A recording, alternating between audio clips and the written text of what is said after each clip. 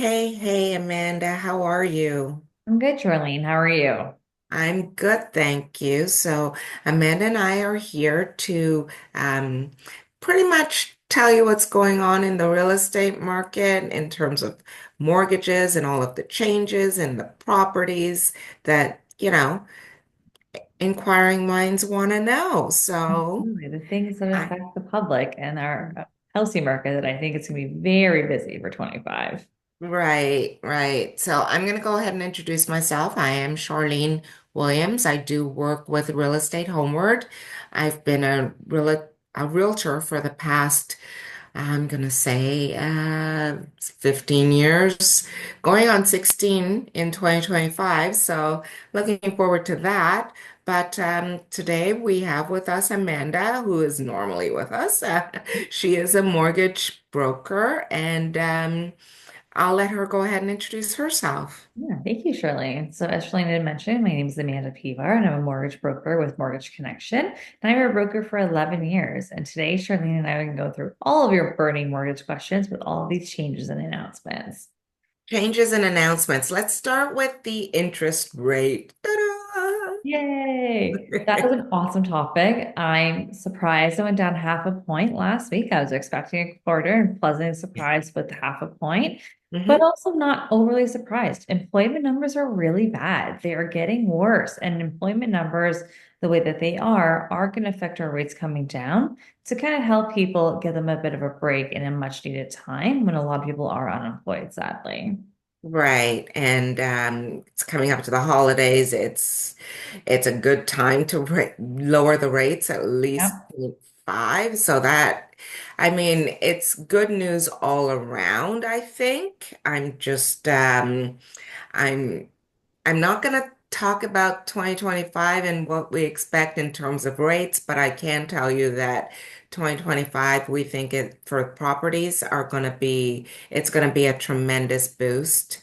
Um, and you're going to start seeing in certain areas more properties being Yep. sold at that crazy amount that we used to have in 2021. I think the pent-up demand it can't last forever. I think a lot of people have been sitting on the sidelines for the last couple of years, either one, waiting to get in the market, or two, to sell their home and either downsize or upsize. And that demand is definitely going to have to come to hit. And with all of the new changes, especially for first-time home buyers, I agree, 2025 will be a very busy year. Right. So changes for first-time buyers, you alluded to that. Can you get a little bit more into that? Absolutely. So another shocking move by the government this year, they actually changed our first-time home buyers CMHC program. So the first thing they did was change the limit. Before, actually yesterday, Sunday, the 15th of December, you could only purchase a CMHC insured property up to 999,000. That, as of today, Monday, the 16th of December, you can now actually purchase the 1.5. That is a huge jump and gives so many people a bigger window of being able to actually buy a home that's more of a long-term plan versus a starter home, especially the Toronto area. 999 doesn't really get you a whole lot, but now people are actually able to with less down payment. So the down payment you would need is 5% on the first 500 and 10% on everything over top up to that 1.5 million.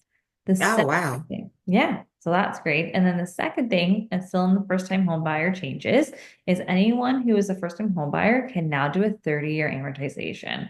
This is great. It's been 25 years for the last, I don't even know how long. And now an amortization of 30 is really going to help people maximize their affordability and have more options when they're looking at purchasing. Right. And that means their monthly payments will be lower because you're amortizing it for another 5 years. Yes, exactly. So a couple things just to note with this program, the 30-year AM, they are going to have a small insurance premium added on of 0.2%. We're also going to see slightly higher interest rates. So far, we're not seeing a huge difference, about 10 points difference, so 0.1% increase in rates for this product. I don't think that's going to be a deterrent for anybody. If that's going to help somebody, either one, help their cash flow and their affordability, they're going to, of course, take the slightly higher rate to have that option, or two, be able to maximize their affordability to get into a home that maybe is going to last them the next 10 years versus something that would last them 3 or 4. Right, right. That makes a lot of sense. So, um, anything else that's new? Those are all that's new for right now. Actually, that's not true. There is a program, but it's not for first-time home buyers. The Yes. government is now allowing people who currently own homes to be able to refinance up to 2 million with 10% equity in the property, so high ratio mortgage, in order to build a self-contained unit, whether that be a laneway house, a basement apartment, to help find more affordable housing for Canadians across Ontario and Canada. Right. And That's going to be a great that program. is huge in itself. I think that a lot of people might want to take advantage of that. But how do they get the word out, Amanda? Like if you're not tuned into like our YouTube channel or, I'm gonna say socials. How are they getting the word out? Because I think that's where a lot of government programs fail because people don't know about them and they're not really great at getting the word out. Or they're not reminded about them. I think is the biggest problem is they put these different programs out, and even when they release the new CMHC guideline policies, they put it out without the full information. People Hmm. forgot about it. Some people didn't, but a lot of people did because it's not something that we're reminded about. Even this new program for which starts January 15th, being able to access equity to put an additional unit in. It came out once this fall. I saw an article about it. It hasn't come out again. I do agree with you. The government needs to do a better job of reminding people these programs. It's one thing to announce them, but to remind people and share things up to date as they change them. Right, right. I think that would be a good idea. Get the government on the phone. Kidding. Yeah, try to call. It's good. It's going to be a Right. great program. I mean, especially for anyone whose homes are around the 1.6 mark and adding that unit puts them just below that 2 million. What a great way of helping you subsidize your income and be able to help pay that mortgage by having a renter in there. Right. That is a great idea. So, anything you see coming on for 2025 that you want to put out there? That is the big thing for 2025 right now. We are slowly starting to see some new things, but I think those are good conversations for more so January when we have full detail. I don't like to put the cart before the horse when I don't have all the information quite yet. I get it. I get it. So, 2025, let's say, I'm not even sure. I should have looked up this information, how many times the Bank of Canada will have an announcement in 2025. Do you know the answer? Yes, 8. So we'll have a January, February, I believe it's a pause in March, April, June, July, September, October, December next year. Wow. Okay. So, with eight, eight. Mhm. Right? How Yep. many do we think is going to pause? And how many do we think is going to be a 0.25 and a point five? Very good question. And I wish I had a crystal ball because Right. originally the thought was our new prime will be 4.7. So that would be 3 more drops to get there. But who knows now? They're dropping a lot quicker. We did not expect to see the drops and to be where we are right now. We thought we would see at least a full percent next year to get us there. We're already a percent high. I think January, and again, totally just a prediction because we still have a lot of data coming out between now and then. I think we'll see a 1/4 point. But if the job market gets even worse and inflation's still down around that 2% mark, who knows? We could see a 1/4 point. But I'm Hmm. expecting at least 3 drops next year and praying for some more. At least three. Okay. So I think there's going to be, I'm going to put this out there, 5 drops Nice. out That of would be the great. 8 times that they meet. And I don't think it's going to go back up. I think they're going to pause. I've I don't heard think we'll some go up chat. either.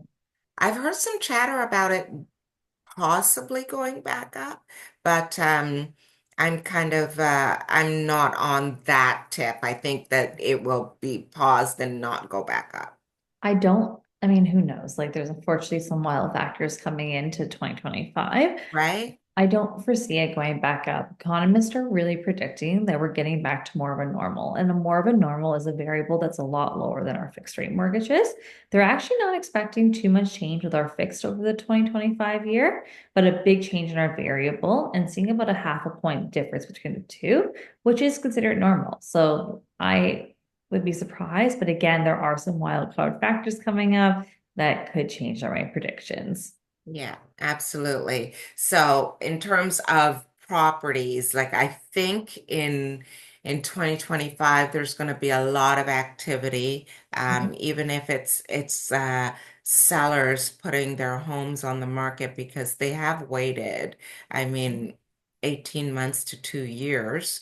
They've been waiting for at least some sort of movement, and they're wanting the best possible price for their home. So if they don't have to go, they didn't, right? So a Absolutely. lot of them were waiting, and now I think they're going to actually pull the trigger and put their homes on the market. I agree. And also with these variables coming down, the more the variable comes down, the qualifying rate's also going to come down. So that's going to help bring up our pricing again and people's affordability level. During COVID, the qualifying rate was 5.25.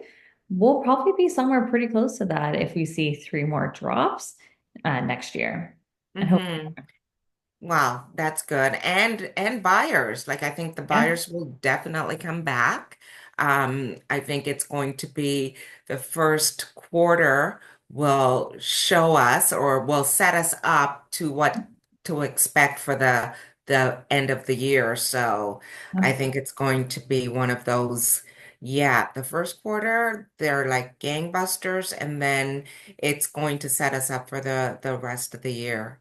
I agree. And even right now, being December, yes, it's slowed down a little, but I'm still seeing people listing properties and people still are buying. I think the old days of December really quiets down because of the holidays. It's not really the case anymore. Real estate is going strong all year around. It's going through its valleys and their peaks.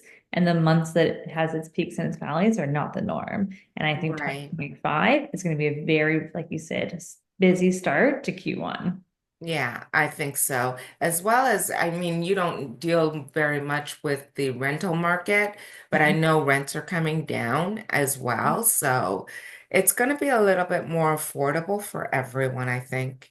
Yes, which is what people need. Right now, we have Right. no taxes and then more affordable housing. It's perfect.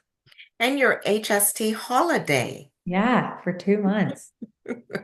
Wow. Anyways, well, you know what? It's our last meeting until January, but I really enjoyed having these discussions with you, Amanda. I mean, I learn a lot, so Absolutely. And I'm excited for 2025. I'm optimistic that it's going to be a very busy year and I'm looking forward to it. me too. Alrighty then. I will chat with you soon. Perfect. We'll have a happy holidays and we'll talk in 2025.